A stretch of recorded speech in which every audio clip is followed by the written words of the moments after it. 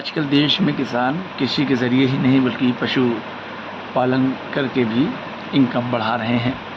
पशुपालन में बहुत से किसान जुड़ गए हैं। ऐसे में पशुपालन को ज़्यादा फ़ायदेमंद बनाने के लिए पशुपालक भाइयों को चाहिए कि वो अपने पशुओं से ज़्यादा उत्पादन हासिल करें ताकि उन्हें ज़्यादा से ज़्यादा फ़ायदा मिल सके। हालांकि अक्सर पशुपालक पशुओं से ज़्यादा उत्पादन हासिल नहीं कर पाते हैं, जबकि देश में पशुओं की संख्या बहुत ज़्यादा है, लेकिन प्रति पशु उत्पादन में कमी है। पशुओं की अच्छी नस्ल का होना भी अच्छे पशुपालन के लिए मायने रखता है। अच्छी फसल और अच्छी नस्ल दोनों ज़रूरी है। एनिमल एक्सपर्ट कहते हैं कि नियमित ब्यात का अर्थ ये है कि पशुपालक का पशु प्रजनन प्रबंधन इस प्रकार से हो कि उसे पशु के जीवन काल से अधिक फ़ायदा हो।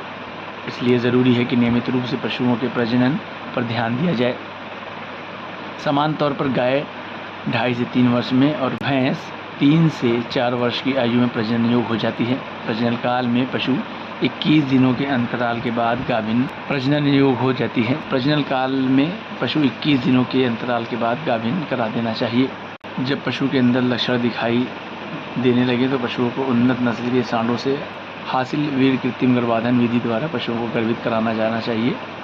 पशुओं को गर्भित कराया जाना चाहिए। यदि किसान भाई पशुओं के खान पान और आवास प्रबंधन पर अच्छी तरह से ध्यान दें तो इस तरह पशुपालक भाइयों को लगभग 3 से 3.5 वर्ष में गाय और 3 से 4 वर्ष से दूध मिलना शुरू हो जाता है। आमतौर पर देखा जाता है कि पशुपालक भाई इस तरह दूध देने वाले जानवरों से प्रतिवर्ष एक ब्यात हासिल करने का लक्ष्य नहीं रखते।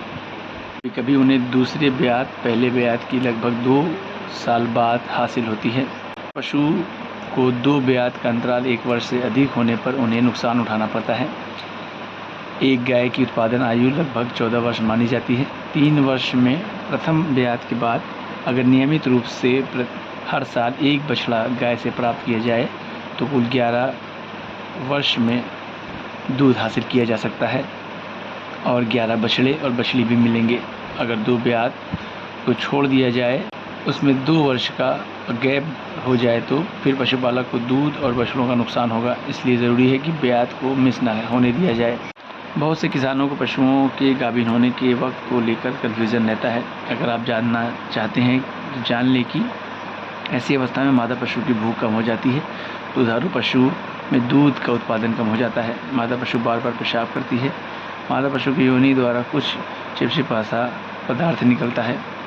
भगकोष्ठ गुलाबी रंग के हो जाते हैं। मादा पशु या अन्य साथ में रखे गए पशुओं पर चढ़ती है।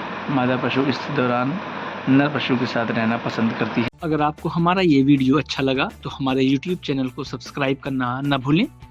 बेल आइकन भी ज़रूर दबा दें। इस तरह के वीडियोस को देखने के लिए Facebook और Instagram पेज को भी फॉलो करें।